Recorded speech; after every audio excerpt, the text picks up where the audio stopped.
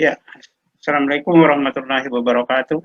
Waalaikumsalam warahmatullahi Waalaikumsalam warahmatullahi wabarakatuh. Kuliah hari ini saya ingin menjelaskan tentang wabarakatuh.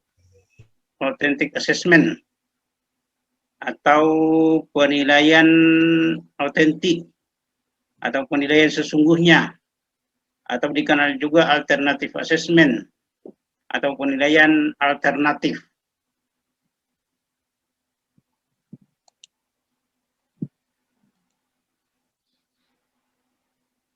Ya,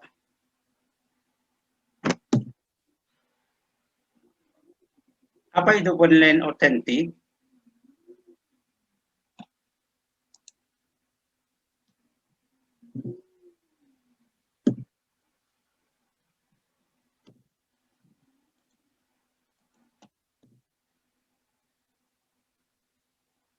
Jadi penilaian autentik itu adalah penilaian aspek-aspek perkembangan siswa, baik itu kognitif, afektif, dan psikomotor, yang mencakup tentu di sana ada pengetahuannya yang terkait dengan kognitif, tentu di sana ada sikapnya yaitu terkait dengan afektif, dan juga ada keterampilannya terkait dengan psikomotor, di mana penilaian itu sendiri adalah sesuai dengan perilaku mereka dalam dunia nyata. Jadi sini yang penekanan dari penilaian autentik ini adalah bukan hanya menilai pengetahuan, tapi lebih kepada pengetahuan itu sendiri yang sudah diterapkan dalam dunia nyata. Jadi baik itu berupa keterampilannya atau berupa perilakunya yang kemudian dinilai dengan menggunakan instrumen-instrumen tertentu. Kita akan jelaskan nanti beberapa instrumen dalam hal authentic assessment. Tapi yang jelas untuk jenis penilaian seperti ini sebenarnya adalah kalau kita ingin membedakannya dengan tes, maka tes itu hanya mengukur pengetahuan. Bagaimanapun bagusnya tes itu adalah dia hanya bisa mampu mengukur pengetahuan. Tapi hal-hal yang terkait dengan perilaku dan keterampilan serta sikap, jelas tes itu tidak bisa menjangkau itu. Maka itulah kemudian muncul penilaian autentik atau authentic assessment yang lebih menekankan pada penilaian dalam kondisi dunia nyata. Jadi apa yang dibuat siswa dalam kehidupannya, kemudian itu kita nilai dengan menggunakan instrumen-instrumen tertentu sebenarnya. Jadi terapan dari pengetahuan siswa yang sudah dihafalkan itu, itulah fokus dari penilaian autentik atau penilaian sesungguhnya. Ya. Jadi penilaian autentik itu dia memandang penilaian dan pembelajaran secara terpadu. Penilaian dan pembelajaran secara terpadu. Tidak memisah-misahkan antara penilaian dengan misalnya ada mid test, ada final test, tapi dalam proses pembelajaran seperti ini, disitulah terjadi penilaian autentik atau penilaian sesungguhnya. Baik itu berupa perilaku dalam mengikuti pelajaran, baik itu berupa kehadiran, baik itu berupa kemampuan untuk berdiskusi dengan teman-temannya, atau berupa unjuk kerja lain yang dapat langsung kita amati dan kita nilai pada saat itu. Tentu dengan menggunakan instrumen-instrumen tertentu. Jadi di sini mencakup tentu penilaian kesiapan, proses, dan hasil. Hasil itu tentu ya menggunakan tes, tapi kesiapan dan proses kemudian keterampilan itu tentu menggunakan instrumen-instrumen tertentu yang itu yang kita kenal dengan instrumen authentic assessment. Kemudian yang berikutnya adalah sifatnya holistik, yaitu kompetensi secara utuh. Jadi penilaian autentik ini atau penilaian sesungguhnya ini atau penilaian murni ini dia lebih bersifat holistik. Tidak memilah-milah, tetapi mencakup kompetensi siswa secara utuh yang bisa direfleksikan dengan sikap, keterampilan, dan pengetahuan. Jadi 3 aspek taksonomi Bloom, sikap, pengetahuan dan keterampilan itu, itulah yang menjadi sasaran dari authentic assessment. Kemudian yang berikutnya adalah penilaian otentik itu relevan dengan pendekatan ilmiah atau scientific approach dalam pembelajaran. Sekarang ini kan kalau di kurikulum 2013 ini kita kenal kurikulum dengan pendekatan saintifik. Pendekatan saintifik itu instrumen penilaiannya adalah penilaian otentik.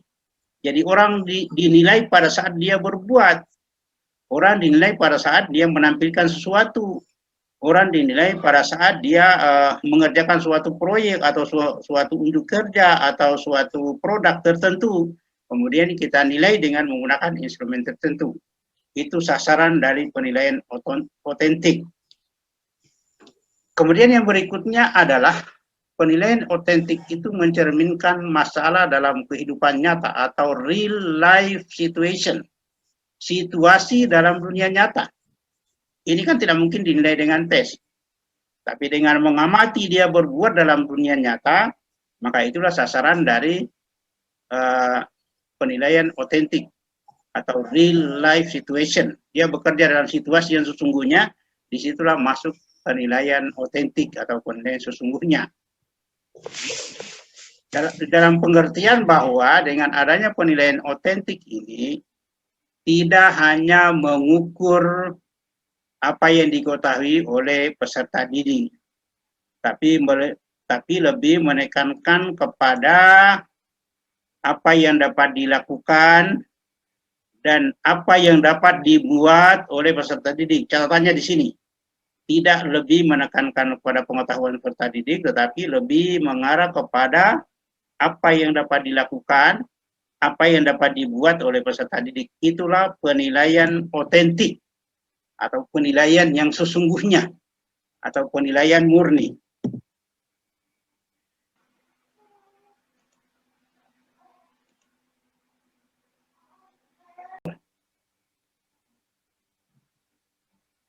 Apa itu portofolio itu? Portofolio kalau di istilah perbankan itu kumpulan surat-surat berharga. Kalau bahasa Inggrisnya sebenarnya portfolio, tanpa O di sini, portfolio. Portfolio itu artinya adalah kumpulan dokumen. Itu artinya portofolio. Tapi yang kita maksudkan di sini, portofolio itu adalah kumpulan hasil karya terbaik siswa, baik di kelas ataupun di luar kelas. Maksudnya itu adalah, portofolio itu adalah merupakan suatu instrumen berupa kumpulan berkas-berkas karya tulis siswa, dan karya tulis ya bukan karya tulis, semua karya siswa dalam proses pembelajaran, seperti halnya tadi, baik itu menyangkut misalnya sertifikat, piagam penghargaan, atau SK atau surat, atau dokumen-dokumen, atau foto-foto yang didapatkan oleh masing-masing siswa sesuai dengan kelebihannya masing-masing. Dan itu digunakan sebagai dasar penilaian. Kebijakan pemerintah yang baru ini, nanti ujian nasional itu akan dihapuskan, dan akan diganti dengan penilaian portofolio. Jadi orang lulus suatu SMA selama 3 tahun itu akan ditentukan oleh portofolio dia selama ada di sekolah itu. Bagaimana caranya? Tentu akan banyak faktor yang dinilai, termasuk misalnya laporan, masuk rapornya dari kelas 1 sampai dengan kelas 3, termasuk kegiatan-kegiatan ekstrakurikulernya dari 1 sampai 3, termasuk piagam-piagam penghargaannya dari kelas 1 sampai kelas 3, kemudian semuanya ditimbang menjadi satu, dan kemudian diberikan nilai, sehingga si A itu atau si B itu lulus dengan nilai yang sangat memuaskan di SMA-nya, atau lulus dengan nilai 9. 9 ini didapatkan dari keseluruhan portofolio siswa itu selama dia sekolah di situ. Ini kalau ini dijadikan sebagai dasar untuk kelulusan dalam sekolah-sekolah di Indonesia, karena rencananya akan dibuat seperti itu. Nah, sekarang kita lihat beberapa kelemahan tes klasik. Kalau kita coba membuat perbandingan antara portofolio sebenarnya dengan tes klasik, hanya untuk diketahui, tapi sebenarnya sih antara portofolio dan tes sebenarnya tidak layak dibandingkan. Sehingga kan masalahnya begini, masalahnya karena kita di kampus atau di sekolah-sekolah, karena ketidakpahaman kita tentang manfaat dari portofolio itu sendiri, mungkin karena kurangnya sosialisasi, sehingga sebagai seorang guru atau dosen, tetap juga kita mengandalkan tes. Karena itu hanya itu yang kita lakukan, dan pengalaman selama ini juga kita menggunakan tes. Padahal tes itu kan sebagaimanapun bagusnya, bagaimanapun validnya atau reliability tes itu, maka tes itu tetap hanya akan mengukur satu aspek, yaitu aspek kognitif. Itu juga kognitifnya kognitif sempit. Kalau misalnya kita hanya menampilkan mengukur T1 atau hanya mengukur T2, jarang sekali menyentuh hal yang sifatnya high order thinking skill atau C3, C4, C5, dan C6. Kalau dalam taksonomi Bloom kan C4, C5, C6 itu dikategorikan sebagai high order thinking skill. Kemudian di dalamnya ada creative thinking skill dan critical thinking skill itu dalam pembelajaran.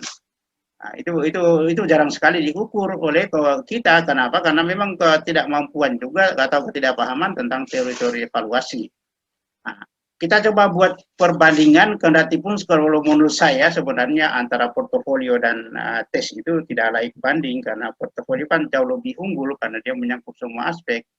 Tapi kalau tes itu sendiri adalah hanya mengukur kemampuan hanya mengukur kemampuan kognitif saja, kemampuan menghafalkan. Tetapi bagaimanapun bagusnya juga tes itu agak sulit untuk mengukur kemampuan siswa dalam memecahkan masalah. Karena kemampuan siswa dalam memecahkan masalah ini kan sebetulnya butuh perbuatan, butuh keterampilan. Jadi harus nampak dia bekerja, dia memecahkan masalahnya. Maka itu tidak bisa ditanyakan juga dalam bentuk tes. Kemudian yang berikutnya adalah tes itu sendiri tidak menggambarkan kemampuan siswa yang sesungguhnya. Kenapa? Karena bagaimanapun bagusnya tes itu hanya menggambarkan kemampuan dalam menghafalkan fakta-fakta, konsep-konsep, definisi-definisi, dan seterusnya. Padahal kan yang dibutuhkan seseorang itu bolehlah silakan menghafal, tetapi kemudian hafalannya itu adalah bisa diterapkan dalam kehidupan sehari-hari, bisa dia berbuat dengan itu, bisa dia terampil dengan itu. Itu yang dikehendaki kalau dalam penilaian portofolio. Kemudian yang berikutnya adalah sekaligus ini menjadi kelemahan dari tes, bahwa bagaimanapun tes itu dibuat tetap tidak akan sesuai dengan cara belajar siswa yang bervariasi. Kenapa bervariasi? Karena memang kan kita manusia ini diciptakan dengan kondisi kemampuan kita yang berbeda-beda. Kalau dalam hal gaya belajar itu kan ada gaya belajar visual, ada auditorial, ada kinestetis. Visual itu dia mengandalkan kemampuan melihat, auditorial itu mengandalkan kemampuan mendengarkan misalnya pada penjelasan dari gurunya. Kalau kinestetis itu dia harus dengan gerak untuk bisa menangkap pelajaran, dan memang berbeda-beda, sehingga dengan pembelajaran yang monoton, maka itu semua tidak akan tercapai. Kemudian tes itu sendiri adalah tidak memberikan kesempatan kepada siswa untuk menunjukkan kebolehannya atau kelebihannya atau kemampuannya, karena dengan hanya menjawab soal-soal yang tatarannya adalah kemampuan kognitif, belum tentu dia bisa berbuat, belum tentu dia bisa terampil kalau dia hanya mengandalkan tes. Maka itulah kemudian ditetapkan bahwa penilaian kita harus menggunakan asesmen atau instrumen yang disebut dengan authentic assessment, yang tadi ada 9 ya, termasuk di dalamnya tentu tes. Kemudian kalau coba kita buat suatu perbandingan antara portofolio, lihat di sini apa itu bedanya. Ya, tadi saya katakan di awal bahwa sebenarnya antara portofolio dengan tes tidak layak banding. Tetapi ya, perlu juga kita buat seperti ini, kenapa? Supaya kita paham, karena kan andalan kita selama ini kan hanya kita menggunakan tes saja, apa-apa dites, apa-apa dites, apa-apa dites. Padahal karena sebenarnya tes itu kita tahu bahwa dia sangat lemah dalam segala sisi, karena dia hanya mengukur kemampuan kognitif. Kemampuan lain yang harusnya juga ditingkatkan dalam pembelajaran sama sekali tidak bisa diukur oleh tes. Bagaimanapun bagusnya tes itu sendiri. Coba kita lihat sekarang, tes itu hanya mengukur kemampuan intelektual. atau kemampuan akademik, kecerdasan akademik, atau mungkin IQ. Ya, jadi kognitif. Tetapi kalau portofolio, semua aspek perkembangan. Kenapa? Karena memang kan dia seluruh aspek. Ya, karena memang portofolio itu sendiri adalah menampilkan apa yang menjadi kelebihan masing-masing peserta didik. Mengukur apa yang bisa dilakukan. Dengan pengetahuannya kemudian apa yang bisa dilakukan. Bisa nggak dia membuat makalah? Bisa nggak dia membuat skripsi? Bisa nggak dia menghargai orang lain dalam kegiatan diskusi? Bagaimana tekniknya dia mengungkapkan pendapat? Bagaimana mengatur kalau dia sebagai pimpinan misalnya bagaimana dia mengatur pertanyaan atau mengatur keaktifan dari masing-masing anggota diskusinya. Ini kan semua tidak bisa dinilai dengan tes. Bisa kita amati kemudian kita jadikan sebagai dasar penilaian.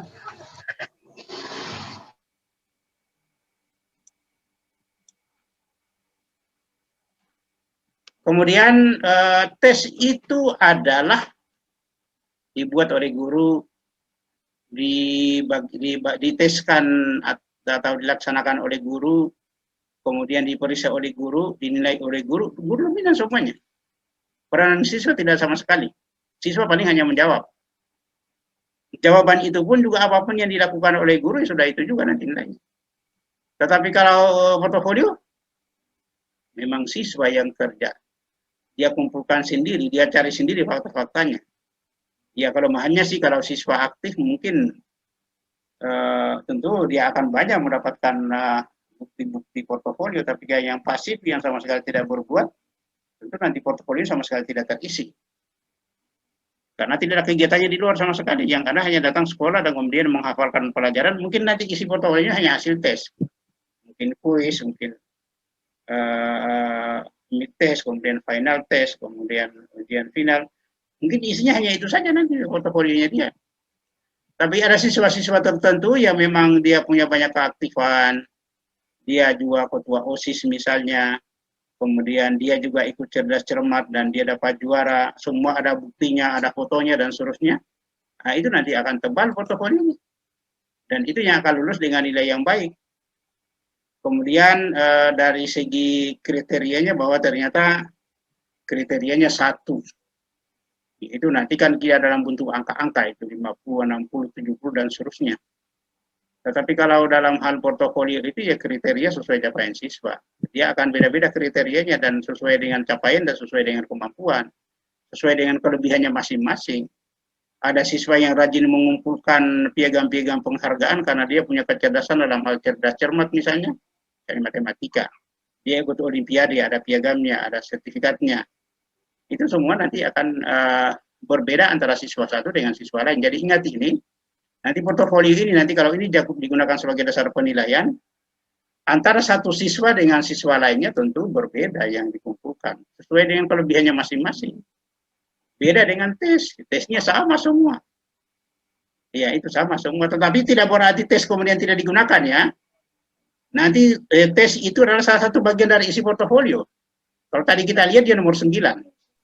Tes tetap ada, tetapi tes itu bukan andalan karena dia hanya salah satu bagian kecil dari isi portofolio. Dites oleh guru, kemudian diperiksa, baru dikumpulkan di portofolio masing-masing siswa. Begitu juga kalau kita lihat berikutnya, ini keputusan ditentukan sendiri oleh guru. Tapi kalau portofolio itu kolaborasi antara guru, siswa, dan orang tua, boleh jadi. Kenapa? Karena kan mungkin yang menugaskan itu adalah guru, tapi yang mencari fakta-fakta di lapangan itu adalah siswa, yang kemudian juga ada dukungan orang tua di situ.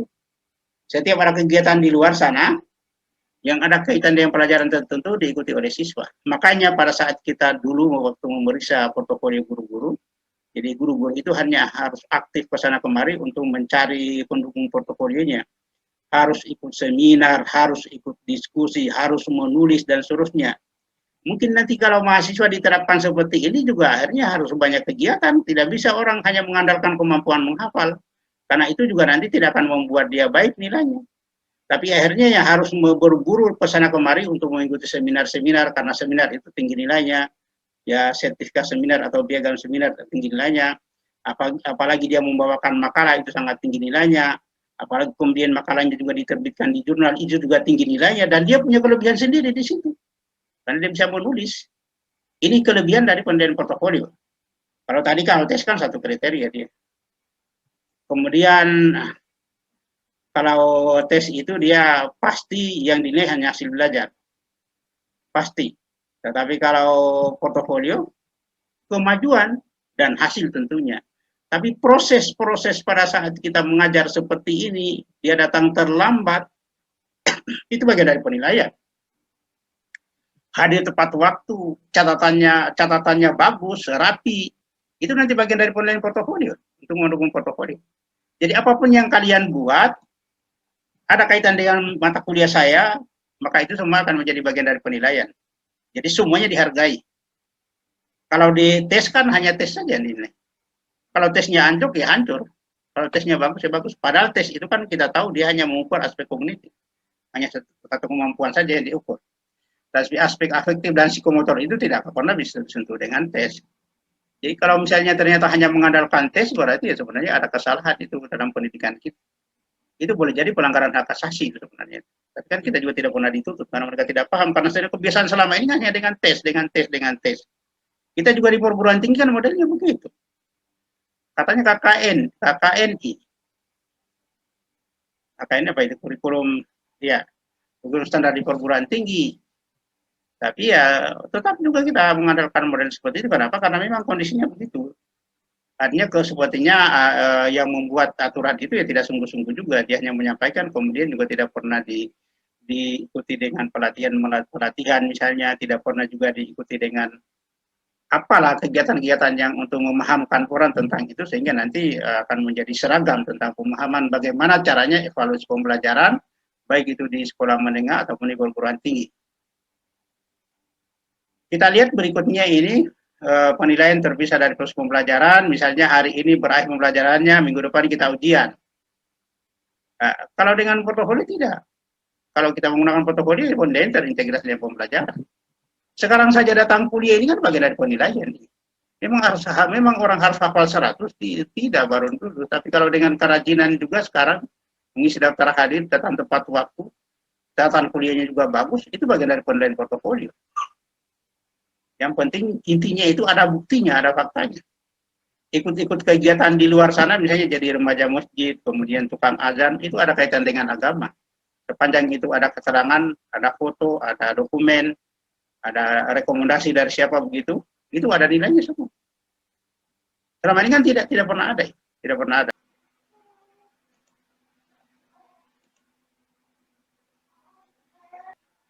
Tadi penilaian terpisah dari proses pembelajaran, karena biasanya kalau ujian itu tentu tidak dilakukan di hari tertentu, tapi kalau dalam penilaian portofolio dia semua aspek itu akan kita nilai, sehingga dalam proses pembelajaran juga tetap ada penilaian portofolio, untuk mendukung portofolio maksudnya.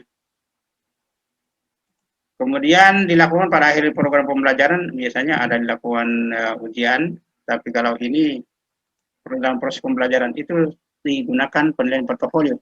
Ya sebenarnya kalau kita ingin membedakan antara, kendati pun antara tes dengan portofolio itu tidak layak dibandingkan, karena memang jauh lebih baik portofolio ketimbang tes.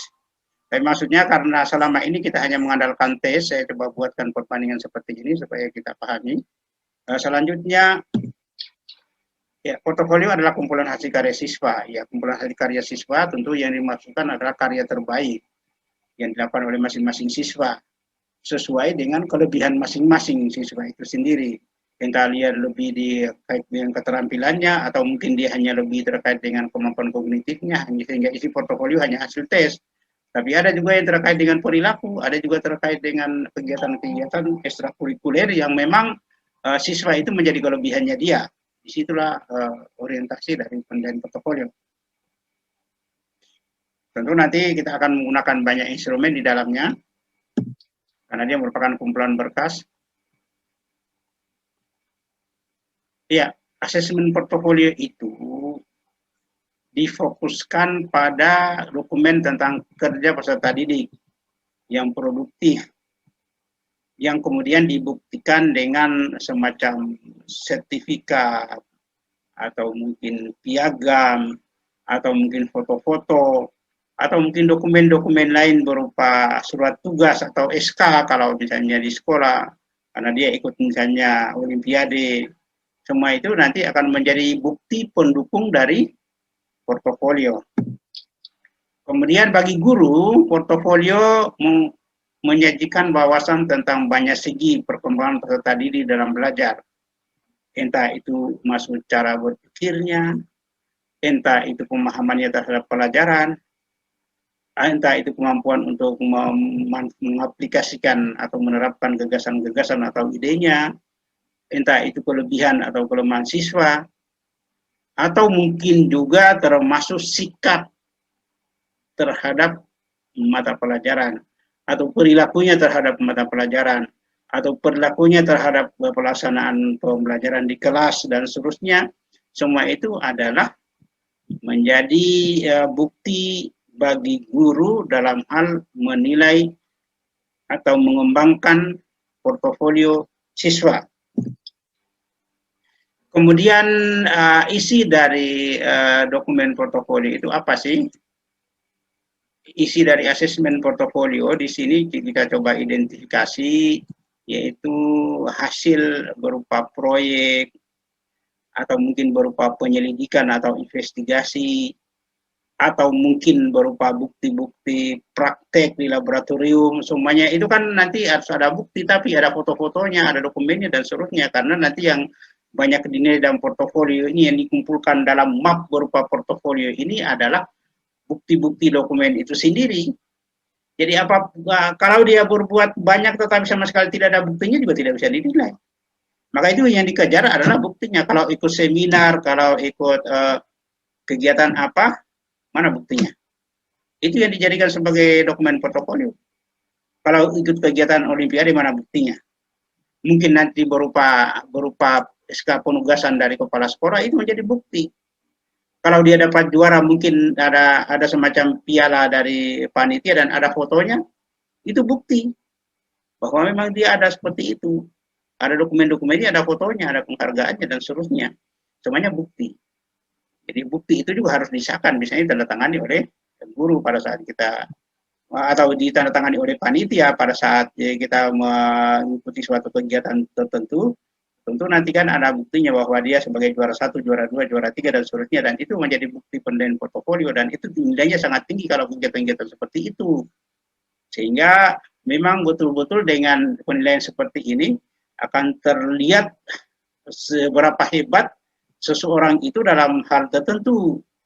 Tapi tidak akan sama dengan siswa lain, karena itu kan merupakan kelebihan masing-masing. Kemudian isi lainnya adalah gambar atau laporan hasil pengamatan, gambar atau foto, atau dokumen hasil pengamatan, atau catatan-catatan yang kita buat itu bahwa kita sudah mengamati, catatan fisik yang itu bisa kita jadikan sebagai bukti penilaian portofolio bahwa kita sudah mengamati sesuatu. Kemudian analisis situasi yang berkaitan atau relevan, analisis kondisi atau situasi yang berkaitan, yang relevan, ini juga bisa dijadikan sebagai dokumen portofolio. Deskripsi dan diagram pemecahan masalah juga kalau itu ada buktinya, itu juga menjadi bukti portofolio. Laporan pengamatan atau penelitian tentang bagaimana perilaku konsumtif masyarakat milenial kalau pelajaran sosiologi, itu juga menjadi bukti portofolio. Ada juga penyelesaian soal-soal terbuka, itu juga menjadi bukti portofolio. Hasil pekerjaan rumah setelah dinilai dimasukkan dalam portofolio, itu juga bukti pekerjaan portofolio. Dan seterusnya, akan banyak sekali. Kemudian laporan kerja kelompok misalnya, kalau itu ada laporannya, itu juga bukti pendukung portofolio. Hasil kerja peserta didik yang diperoleh dengan menggunakan alat perekam, video, audio, atau lewat komputer dan seterusnya, atau kamera, seterusnya, itu juga menjadi bukti portofolio. Fotokopi sertifikat, piagam, atau tanda penghargaan, kalau itu ada, ini juga di portofolio. Hasil karya yang tidak ditugaskan oleh guru atas pilihan peserta didik sendiri, tetapi relevan, yang tadi itu, ada kegiatan-kegiatan di luar, relevan dengan mata pelajaran yang akan dinilai, Itu juga menjadi bukti penilaian portofolio. Cerita tentang kesenangan atau ketidaksenangan tadi terhadap mata pelajaran bersangkutan, ini adalah jurnal. Saya sebenarnya suka mata pelajaran matematika, tetapi saya tidak suka gurunya. Dia mendeskripsikan dirinya terkait dengan mata pelajaran tertentu. Itu namanya jurnal. Itu juga menjadi bukti penilaian portofolio. Cerita tentang usaha berstrategi dalam mengatasi hambatan psikologis atau usaha meningkatkan diri, ini namanya juga jurnal atau self deskripsi diri atau self assessment. Itu juga menjadi pendukung portofolio. Laporan tentang sikap peserta didik terhadap mata pelajaran itu juga menjadi bukti pendukung portofolio. Jadi komplit sekali portofolio itu ternyata. Sangat-sangat komplit. Bayangkan kalau orang dapat nilai tinggi dalam hal portofolio ini berarti betul-betul dia sempurna. Kenapa? Karena semua aspek. Tidak hanya kemampuan menghafal, tapi kemampuan menghafal juga salah satu yang dinilai. Hanya nilainya mungkin hanya sekian persen dari total. Kalau kita coba buat persentase misalnya untuk kognitifnya 33, afeknya 33, psikomotornya 33. Bisa kita buat persentase seperti itu. Tapi nanti tentu tidak harus seperti itu juga, karena yang akan menentukan portofolio itu adalah kelebihan masing-masing orang. Ada di mana dia. Kalau dia ikut Olimpiade dan dia juara-juaranya nasional, itu nilainya sangat tinggi. Kalau dia ikut Olimpiade dan juara internasional, itu nilainya sempurna. Akan lulus dengan sendirinya. Akan lulus dengan sendirinya tanpa harus ikut ujian guru kimia di sekolah misalnya kalau dia ikut Olimpiade kimia, karena ini akan menjadi bukti penilaian portofolio. Jadi orang-orang hebat akan hebat di sini. Ya. Tetapi kalau tes saja yang diandalkan, kalian paham kalau tes kan bagaimana? Kemampuan mengintip di buku, kemampuan menyalin di teman, kemudian dia nilainya lebih tinggi dari yang lainnya, nah, itu yang tidak masuk akalnya. Tapi ini tidak akan terjadi seperti itu. Kenapa? Karena memang betul-betul dinilai sesuai dengan kemampuan. Kita tunggu saja ini kebijakan terbaru akan dilakukan seperti ini di pendidikan kita. Jadi nanti ujian nasional sudah tidak ada, tapi nanti yang akan dinilai adalah portofolio. Tentu yang kita harapkan itu ada panduan untuk penilaian portofolio dari pemerintah supaya setiap sekolah itu tidak kalah kabut untuk menilai. Harapannya seperti itu. Kemudian manfaat dari portofolio. Tadi itu sudah jelas bahwa menyediakan atau memberikan bukti yang lebih teliti, lengkap tentang kinerja peserta didik. Karena tadi kan semua aspek. Membantu guru dalam menilai kemajuan peserta didik. Bahan lengkap untuk diskusi dengan orang tua peserta didik tentang perkembangan peserta didik bersangkutan. Jadi ini manfaat dari portofolio itu sendiri bisa kita jadikan sebagai bukti bahwa siswa memang sudah berbuat dan dia memang lengkap bukti-buktinya sehingga dia harus lebih bagus nilainya dari yang lain. Ya, kemudian juga orang tua bisa dia dengan sendirinya dia lihat karena kan sifatnya sangat terbuka kalau kondisi seperti ini. Maksudnya portofolio itu kan dikumpulkan dalam suatu map, dalam suatu dokumen. Dokumen itu bisa dipegang oleh siswa sendiri yang bersangkutan, tapi bisa juga dikumpulkan oleh guru di sekolah. Hanya kalau dikumpulkan di sekolah juga kelemahannya adalah nanti akan butuh lemari, akan butuh tempat yang banyak di kelas untuk mengumpulkan portofolio siswa. Tetapi kalau misalnya dibawa pulang oleh siswa ke rumahnya, juga orang tua bisa memantau apa yang sudah dilakukan oleh anaknya di sekolah dan di luar sana. Karena nanti akan ditunjukkan oleh portofolionya. Semakin berisi portofolionya, semakin tebal portofolionya, semakin banyak kegiatannya dia. Peluang lulusnya juga semakin tinggi. Peluang lulus dengan angka terbaik juga semakin tinggi. Semakin tipis portofolionya, berarti semakin sedikit kegiatan yang dilakukan. Peluang untuk lulus dengan nilai rendah juga ada. Maksudnya kalau tidak mungkin untuk dapat nilai tinggi kalau memang dia kegiatannya sama sekali tidak ada. Tetapi dia hanya mengandalkan ujian-ujian yang disuruh oleh guru di sekolah.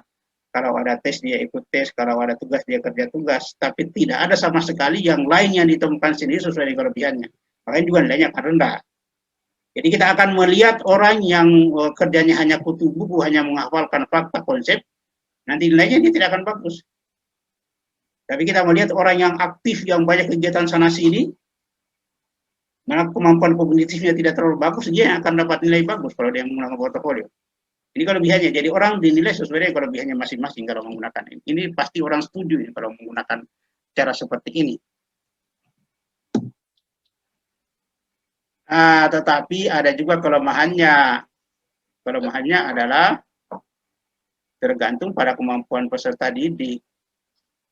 kalau malas mengumpulkan fakta, konsep, mengumpulkan dokumen-dokumen, tentu nanti portofolio tidak ada isinya. Padahal orangnya potensial tapi malas, ini juga menjadi kelemahannya.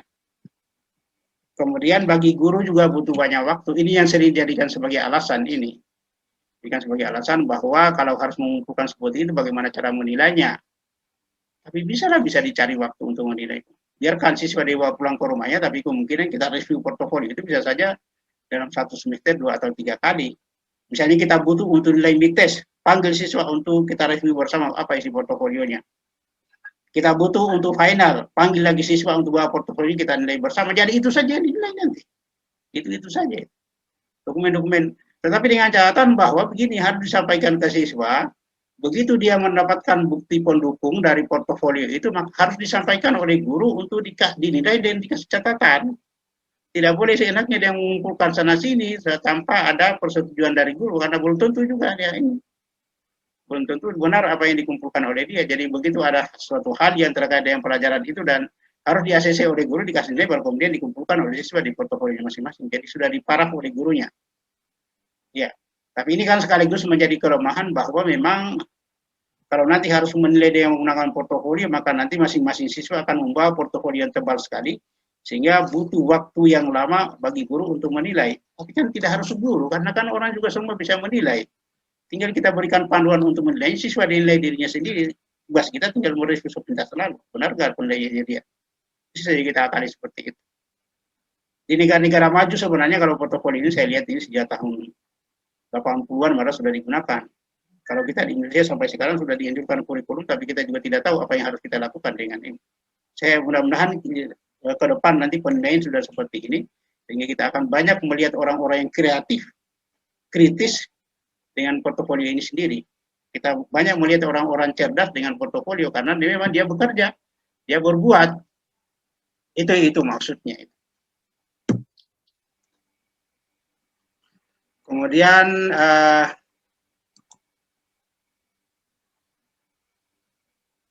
perencanaan portofolio, langkah-langkah menentukan, misalnya maksud atau fokusnya.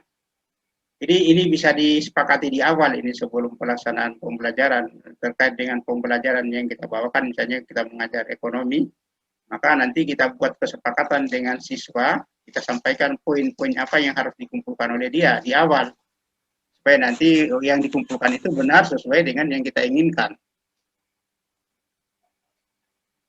Misalnya apa itu maksudnya portofolio itu kita jelaskan ke siswa, kemudian apa yang harus dikumpulkan untuk dinilai, apa yang mungkin bisa dinilai terkait dengan pelajaran yang kita ajarkan. Tentu kan nanti kan akan banyak bukti yang dikumpulkan. Ada yang hobinya misalnya main volley, itu tentu tidak bisa dinilai di ekonomi karena itu kan olahraga. Ada yang ikut cerdas cermat undang-undang misalnya, itu tidak bisa dinilai di ekonomi karena itu kan terkait dengan undang-undang, hanya bisa dinilai dengan PPKN. Yang bisa dinilai di ekonomi mungkin dia ikut cerdas cermat ekonomi, atau misalnya dia jadi kasir di sebuah toko, itu nilainya tinggi itu karena kan sudah praktik dari akuntansi itu sendiri. Kalau dia ada di sana dan itu ada sekanya, nilainya tinggi. Jadi orang bekerja juga untuk mencari nafkah nanti bisa jadi akan menjadi nilai tinggi juga dalam hal ini karena dia kan langsung praktik. Orang kan hanya belajar di sekolah, di kampus hanya berteori dengan akuntansi. Kalau dia akuntansi, dia langsung terapkan dalam kehidupannya, dia bekerja dengan itu. Ini nilainya tinggi. Kemudian bentuk susunan atau organisasinya. Jadi apa-apa yang didahulukan, apa yang harus disimpan di portofolio itu di awal sudah disampaikan ke siswa. Kemudian bagaimana cara mengelolanya, menggunakannya, apakah nanti dibawa oleh siswa di rumahnya masing-masing, tapi dengan catatan sudah diparaf oleh guru, ataukah disimpan di kelas dengan lembar-lembar khusus, kemudian ada map-map tersendiri bagi masing-masing siswa. Ini disepakati tergantung dari kemana kira-kira atau bagaimana kira-kira yang paling mungkin dan paling aman supaya portofolio itu setiap saat bisa direview. Kemudian bagaimana cara menilainya? Cara menilainya nanti memang ini harus ada aturan khusus dari pemerintah ini untuk menilai portofolio itu sendiri. Berapa skornya kalau kegiatan-kegiatan seperti ini harus ada aturan khususnya. Sehingga nanti penafsirannya sama untuk setiap satuan pendidikan, tidak berbeda-beda antara satu sekolah dengan sekolah lainnya. Kemudian bagaimana bentuk rubrik. Rubrik itu instrumen penilaiannya. Bagaimana bentuk rubriknya. Apakah nanti rubriknya dia menggunakan rubrik yang sifatnya holistik atau secara keseluruhan penilaiannya, ataukah juga menggunakan penilaian secara analitis atau rubrik analitis. Kemudian yang berikutnya juga adalah pemilihan isi portofolio. Kita di awal kita sampaikan ke siswa, kita sepakati dengan siswa siapa yang memilih portofolio. Siapa yang memilih? Tentu di sini bisa saja guru, siswa, atau orang tua. Kalau memang ada keterlibatan mereka di dalam. Yang memilih portofolio yang terbaik yang bisa dimasukkan ke portofolio masing-masing siswa itu tentu ada keterlibatan guru, ada keterlibatan siswa, ada orang tua. Karena begitu siswa mendapatkan sesuatu yang menurut dia ada kaitan dengan pelajaran, itu diperlihatkan ke guru untuk diparaf. Paraf guru itu menunjukkan bahwa itu layak. Kalau ternyata tidak layak, tentu tidak akan dimasukkan ke portofolio dia, karena kan tidak ada relevansinya dengan portofolio yang dikumpulkan masing-masing siswa. Dan ini tergantung dari mata pelajarannya, ada ekonomi, ada akuntansi, misalnya ada matematika, ada fisika, dan seterusnya. Jadi nanti akan banyak bukti memang. Nah, nanti yang menyortir itu adalah aturan-aturannya yang akan menunjukkan bahwa kalau terkait dengan ini lebih cocok dimasukkan ke pelajaran fisika, bukti pendukung fisika. Kalau ini terkait lebih cocok dimasukkan ke pelajaran matematika. Kalau ini memang kaplingnya ekonomi, kalau ini kaplingnya akuntansi, sehingga nanti akan kelihatan di situ bedanya antara satu dengan yang lain. Tidak saling tumpang tindih maksudnya, yang dinilai di fisika juga dinilai di matematika dinilai juga di ekonomi, tidak masuk akal itu. Karena istilah relevan dan tidak relevan. Kemudian bagaimana cara melibatkan peserta didik? Tentu pelibatannya adalah mereka mengumpulkan sendiri bukti-bukti pendukungnya. Kemudian bagaimana peranan guru? Peranan guru tentu ya penugasan dari guru, dan guru yang akan memberikan paraf atau pengesahan terhadap yang antara relevansinya suatu bukti terkait dengan mata pelajaran yang kita asuh. Itu guru yang akan menentukan. Kemudian apa kriteria eksternalnya yang harus dimiliki misalnya, sehingga nanti apapun yang dimasukkan di portofolio itu menjadi relevan dengan portofolio masing-masing pelajaran yang kita didik. Kemudian kapan harus dipilih misalnya, tentu kalau ada penugasan, kalau ada bukti. Jadi setiap kali ada bukti yang ditemukan oleh siswa di luar sana, semua langsung dikomunikasikan di guru untuk disahkan, untuk diparaf, dan dinilai, kemudian disimpan siswa di portofolionya masing-masing. Apa yang perlu dilakukan guru terhadap setiap isi portofolio? Setiap isi itu sebaiknya guru adalah memberikan paraf atau memberikan persetujuan. Persetujuan itu menunjukkan bahwa dokumen itu layak untuk dinilai di mata pelajaran itu. Tentu yang lainnya misalnya tidak layak atau tidak relevan, nanti akan diberikan komentar oleh guru bahwa ini jangan dimasukkan ke sini, ini lebih cocok ke PKN, ini lebih cocok ke agama, ini lebih cocok ke fisika, lebih cocok ke kimia, kalau ekonomi cocoknya ini. Itu nanti ada aturan-aturan seperti itu harusnya dalam penyiapan portofolio siswa. Kemudian siapa yang memilih? Tadi kan yang memilih adalah siswa, guru, dan orang tua. Tapi yang paling dominan tentunya adalah siswa sendiri karena yang menjalani kan dia.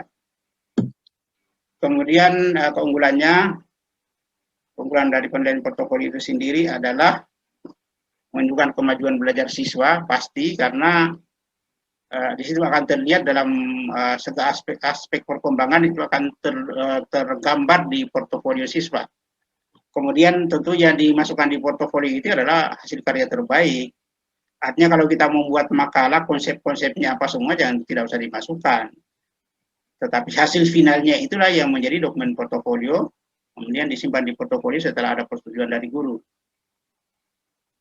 Kemudian adalah memberi pengaruh positif terhadap belajar. Kenapa? Karena dengan adanya kegiatan seperti ini, maka siswa itu akan berlomba-lomba untuk belajar, akan berlomba-lomba untuk berbuat. Sama kalau portofolio guru seperti hanya kita nilai dulu, karena nilai dari misalnya kalau pemakalah dalam seminar internasional itu nilainya tinggi, maka mereka berusaha untuk masuk di situ supaya dapat nilai tinggi, karena kalau dapat 1 di situ saja sudah bisa puluhan nilainya.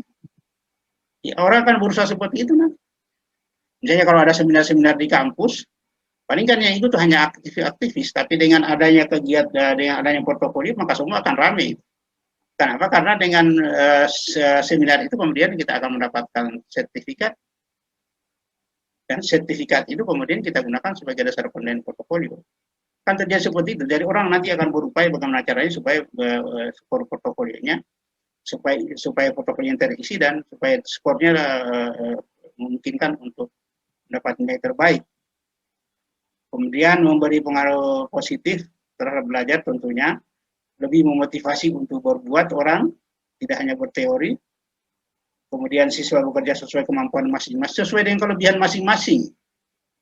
Ada orang yang kelebihannya hanya kemampuan untuk menghafal, memang IQ-nya tinggi, dia menghafal bagus.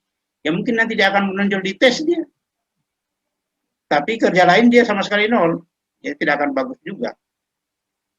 Sesuai dengan kelebihan masing-masing orang. Ada orang yang kelebihannya dia memang dia banyak berbuat, banyak bekerja, dan semua ada buktinya dan ada kaitan pelajaran kita. Itu semua akan menjadi penilaian. Kemudian itu tadi keunggulan portofolio tentu itu adalah sesuai dengan kelebihan masing-masing. Orang akan berbuat sesuai kelebihannya, sehingga memungkinkan portofolio itu akan menjadi komplit bagi siswa yang banyak aktif. Tapi nanti kelemahannya bagi yang tidak aktif, nanti portofolionya akan kosong. Jadi akhirnya dengan adanya itu kemudian orang-orang akan tertantang untuk berbuat, untuk mengisi portofolionya masing-masing, sehingga portofolio itu tidak jadi kosong. Dan nanti akan terisi dengan kegiatan-kegiatan yang sifatnya positif, yang memungkinkan mereka untuk lulus dengan nilai terbaik. Kemudian ini masih keunggulan portofolio. Jadi poin utamanya itu adalah memungkinkan siswa untuk menunjukkan kemampuannya atau kebolehannya, karena dokumen-dokumen itu akan meyakinkan kita bahwa siswa itu ternyata kelebihannya dia ada di sini. Kemudian audio portofolio itu bisa saja tugas di kelas yang diberikan oleh guru, mungkin juga ada hasil kerja di luar kelas yang dilakukan oleh siswa sendiri dan ada fakta, ada buktinya, ada sertifikatnya dan seterusnya. Mungkin juga hasil pengamatan guru, mungkin juga hasil penilaian antar teman, mungkin juga hasil penilaian diri, dan seterusnya. Atau ada tugas-tugas lain juga yang diberikan oleh guru khusus untuk mengisi portofolio. Itu objek portofolionya.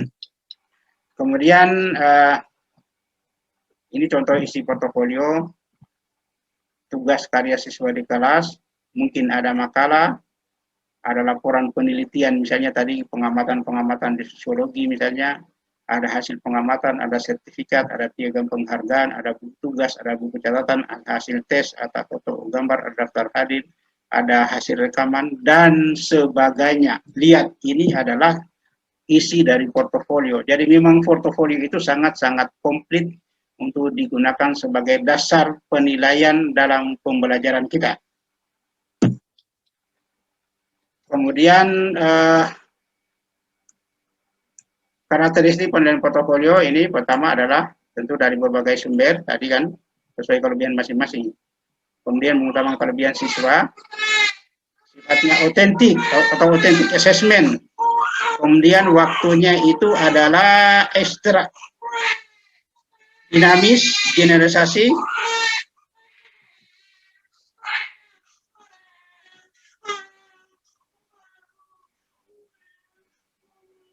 ya maaf ada. Kemudian karakteristik penilaian portofolio saya ulangi, yang pertama adalah dia dari berbagai sumber tentunya karena sesuai dengan kelebihan tadi. Kemudian yang berikutnya adalah mengutamakan kelebihan masing-masing siswa. Kemudian sifatnya tentu otentik, apa yang ditemukan itu yang menjadi bukti portofolio. Kemudian waktunya ekstra, waktu ekstra itu maksudnya memang sekaligus kelemahannya di sini, karena untuk memeriksa itu butuh waktu yang lama.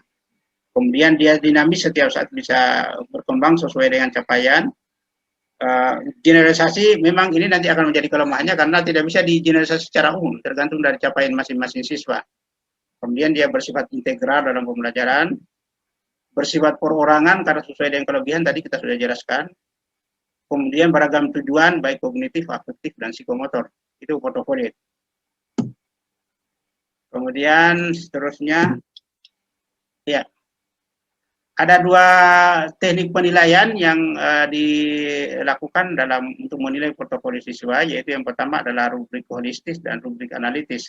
Kalau rubrik holistis ini biasanya dinilai secara keseluruhan.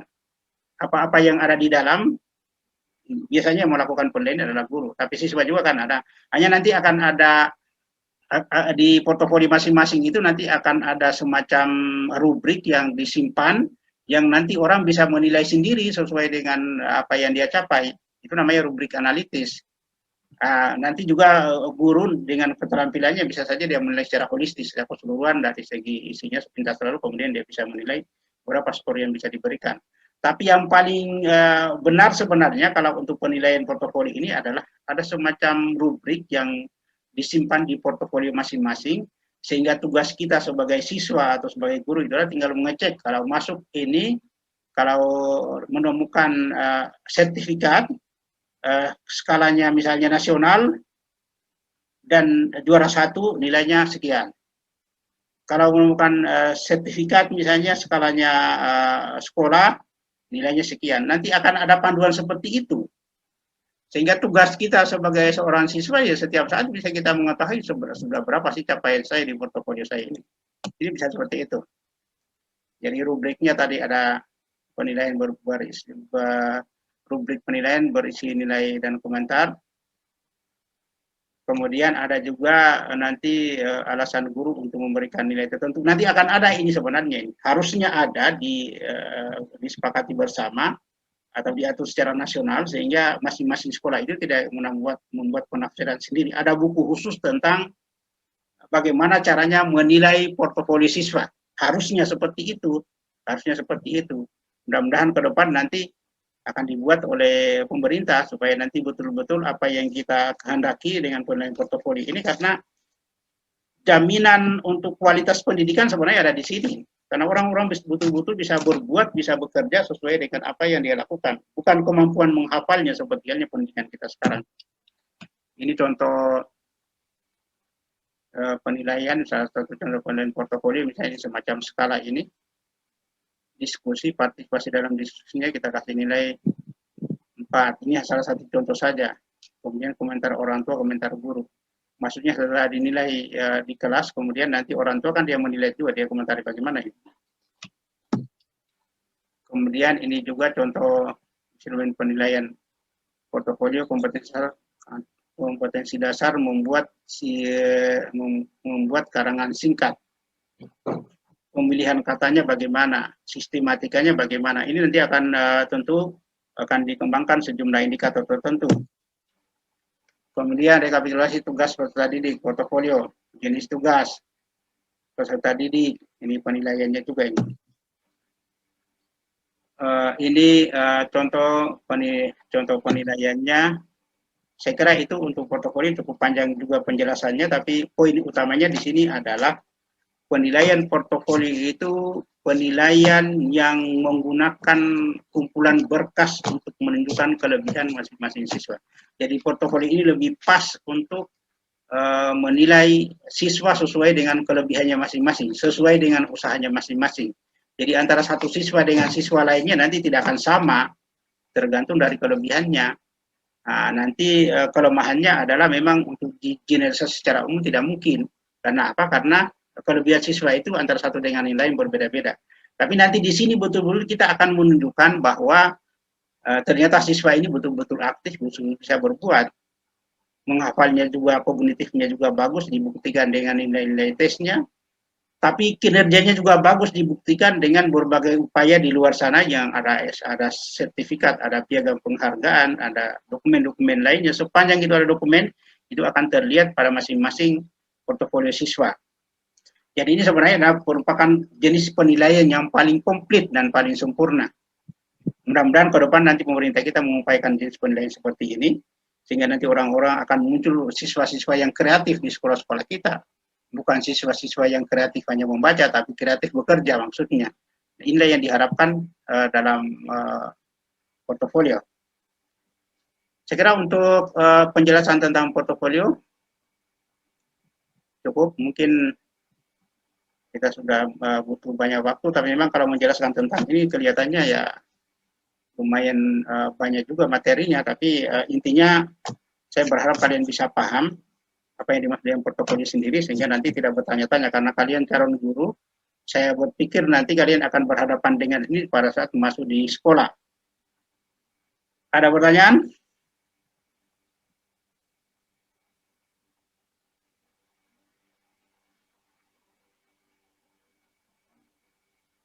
Oke, tidak ada, berarti ini materinya saya kirimkan nanti di grup untuk dipelajari, termasuk materi yang lalu, Ya, Pak.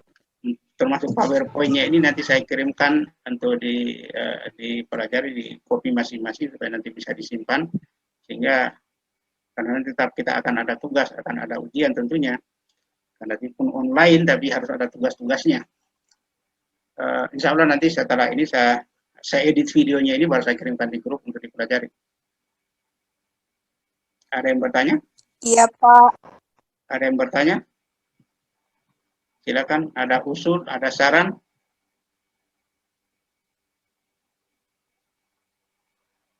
Ya, kalau tidak ada saya kira cukup sekian kuliah kita hari ini, sampai ketemu minggu depan.